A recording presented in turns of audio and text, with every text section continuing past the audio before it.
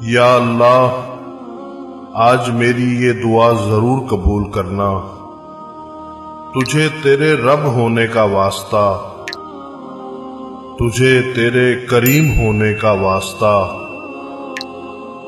تجھے تیرے رحیم ہونے کا واسطہ۔ یہ انسان جو میری یہ دعا سن رہا ہے، یہ میرا بہت ہی پیارا ہے، اس کی زندگی خوشیوں سے بھر دے، اس کو ہر دکھ تکلیف اور پریشانی سے بچانا، اس کو ہر ناگہانی آفات اور ہر بیماری سے بچانا، اس کو بہت آگے بڑھانا اور ترقی دینا۔